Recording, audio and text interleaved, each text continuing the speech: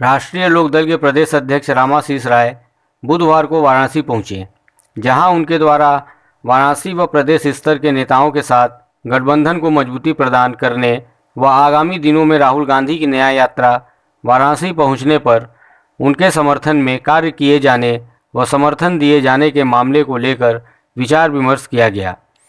साथ ही आगामी लोकसभा चुनाव के मद्देनज़र वाराणसी से गठबंधन के प्रत्याशी को चुनाव जिताने आदि पर भी विचार विमर्श किया गया।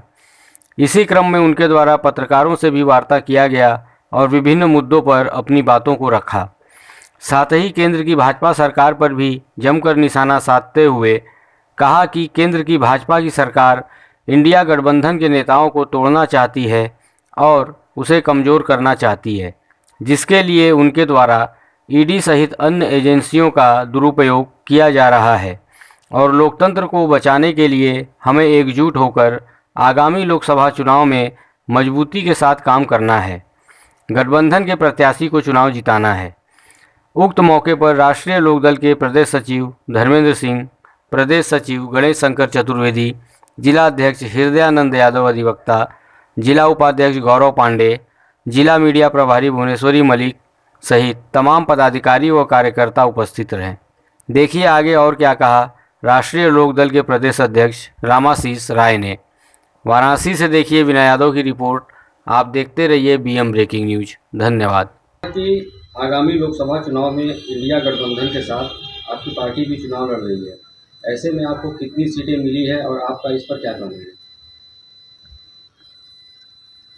देखिए, इस समय देश में जो परिस्थितियां निर्मित हुई है उसमें आरएलडी इंडिया गठबंधन के साथ मिलकर के चुनाव लड़ने की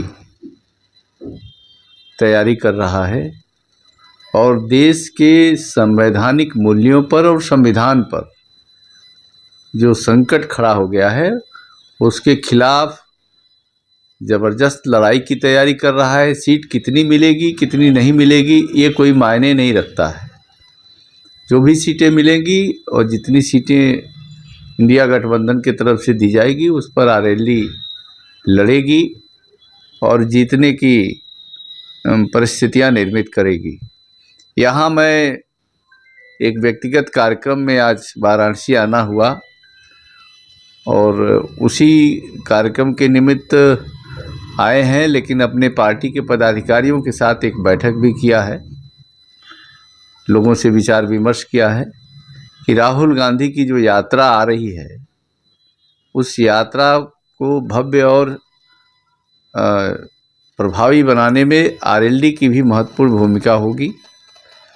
हम लोग उत्तर प्रदेश में उनके प्रवेश पर बड़ी संख्या में जवान और किसान का आह्वान करेंगे, अपने कार्यकर्ताओं का भी आह्वान करेंगे कि वो राहुल गांधी की यात्रा में शामिल हों, उनका स्वागत करें। जिस प्रकार से बिहार, झारखंड और दिल्ली में जिस प्रकार की राजनीति हो रही है उस पर आपके क्या विचार है? इसीलिए तो मैंने कहा कि आज संवैधानिक परंपराओं मूल्यों पर हमले हो रहे हैं और जिस तरह से राजभवन ने एक मुख्यमंत्री के साथ व्यवहार किया वो अत्यंत शर्मनाक और घिनौना है। मुख्यमंत्री ने अपने इस्तीफे के साथ ही अपने उत्तराधिकारी के चयनित होने की सूचना भी दिया और बहुमत की लिस्ट भी दिया। उसके बावजूद भी 24 घंटा इंतज़ार कराया गया, जबकि दूसरी तरफ महाराष्ट्र में आधी रात को 5 मिनट में शपथ दे दी जाती है, बिहार में तुरंत शपथ हो गई, लेकिन झारखंड में एक आदिवासी मुख्यमंत्री के साथ जो व्यवहार किया गया वो राजनीति में ऐसा उदाहरण देखने को कभी नहीं मिला है जो इस सरकार ने किया है। इंडिया गठबंधन में आपकी पार्टी भी है, तो ऐसे में जिस प्रकार से ईडी के द्वारा इंडिया गठबंधन के तमाम पार्टी के नेताओं को परेशान किया जा रहा है, तो इस पर आपकी क्या विचार है? इसीलिए मैं कह रहा हूँ कि ये एक बड़ा संकट काल है और चाहे सीबीआई हुआ, ईडी हुआ, ये सब संवैधानिक संस्थाएं थी देश की रक्षा के लिए और बाहरी हस्तक्षेप या बाहरी जो है गतिविधियों पर नियंत्रण करने के लिए बनाई गई थी। लेकिन जिस तरह से इन्हें एक पार्टी अपने वर्कर अपने फ्रंटल संगठन के रूप में उपयोग कर रही है। सरकार इसको अपने पार्टी के कार्यकर्ता के रूप में इनकी भूमिका तय कर दिया है, वो अत्यंत दुर्भाग्यपूर्ण है और उसी से लोकतंत्र पर संकट खड़ा हो गया है। भाजपा कहती है कि इस बार 400 सीटें आगामी विधानसभा चुनाव में लाएगी और पुनः मोदी जी को प्रधानमंत्री बनाएगी, क्या कहना चाहेंगे? अगर ईवीएम को सेट कर लिया है तभी ये हो सकता है, बिना ईवीएम के तो 200 पार करना भी मुश्किल होगा। क्या आगामी चुनाव में भाजपा को अयोध्या राम मंदिर और जनवापी मामले को लेकर कोई लाभ मिलने वाला है या नहीं? देखिए, राम तो सबके हैं, कड़ में है राम। राम को कोई ला नहीं सकता है। राम तो हर आदमी के श्वास पर श्वास में राम है, इसलिए राम को राजनीति में न घसीटा जाए, यही अच्छा होगा। ईवीएम को लेकर जिस तरह से सुप्रीम कोर्ट के अधिवक्ताओं के द्वारा विरोध प्रदर्शन किया जा रहा है, तो ऐसे में आपकी पार्टी या इंडिया गठबंधन इससे दूर क्यों? नहीं, उसमें सभी पार्टियों के समर्थक वकील हैं और चूंकि राजनीतिक दलों से हट करके कोई आंदोलन चलता है तो उसका व्यापक जन समर्थन मिलता है। मैं तो सारे बुद्धिजीवियों से यह अपील करूंगा कि ये गैर राजनीतिक लड़ाई ईवीएम को हटाने के लिए लड़ी जानी चाहिए।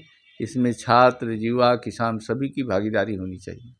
ईवीएम मशीन को लेकर इंडिया गठबंधन की पार्टियों और नेताओं के द्वारा इस वक्त मौन साधे हुए हैं, तो क्या चुनाव के बाद सारा ठिकाना ईवीएम पर फोड़ने की तैयारी है?